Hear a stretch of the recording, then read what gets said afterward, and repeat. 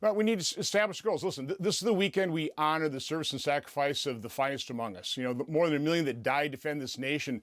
I don't think they served and sacrificed to leave our children completely mortgaged, their future and their prospects diminished because of it. So we need to be responsible. The first goal of our budget reconciliation process should be to reduce the deficit. This actually increases it. But let me describe the mess. President Obama averaged about $910 billion of deficits per year. President Trump in his first 3 years averaged about 810. Then COVID hit, over $3 trillion in deficit. It should have ended there. We should have immediately returned to a pre-pandemic level spending, but President Biden averaged $1.9 trillion of deficits over his 4 years. And according to CBO, those deficits now average $2.2 trillion over the next 10 years. We'll add $22 trillion. And I'm sorry, the House bill would probably add, I've calculated $4 trillion. You're saying you have these independent analysts saying it's 3.3 to 4 trillion. I agree with that. We have to reduce the deficit, and so we need to focus on spending. So you don't defeat the deep state by funding it. Right. So what changes are you going to push for in this bill when the Senate takes it up? You want to make $6 trillion in spending cuts over the next decade, you say. Just for comparison, that's the equivalent of almost the entire federal budget from last year.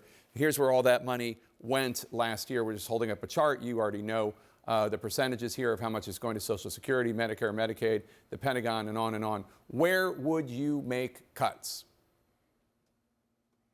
Well, first of all, you take a different approach. You don't start at $7 trillion with completely unjustified level spending and then subject yourself to death by 1,000 cuts. You start with a reasonable pre-pandemic level spending. You've heard people talk about zero-based budgeting.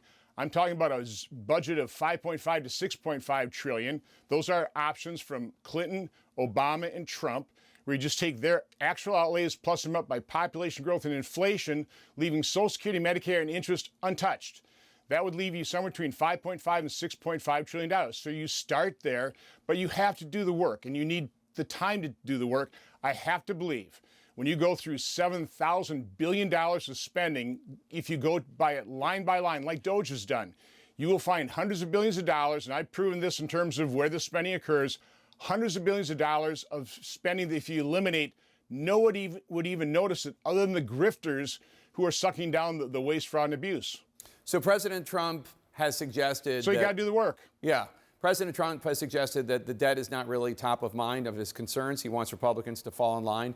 He wants Republicans to pass the bill. You told CNN, quote, somebody's got to be the dad that says, I know y'all want to go to Disney World, but we can't afford it. I guess I'm going to be that guy, unquote. So how determined are you to be that guy if it actually means telling President Trump you are going to vote against the bill and you're going to try to get other Republican senators to join you unless there are major, major changes?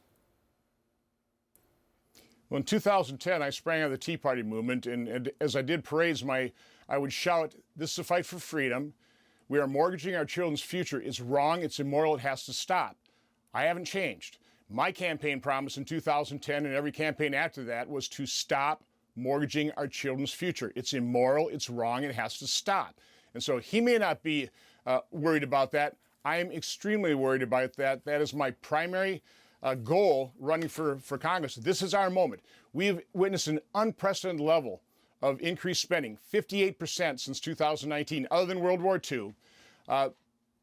This is our only chance to reset that to a reasonable pre-pandemic level of spending. And again, I think you can do it, and the spending that we would eliminate, people wouldn't even notice. But you have to do the work, which takes time. That's part of the process. Part of the problem here is we've rushed this process.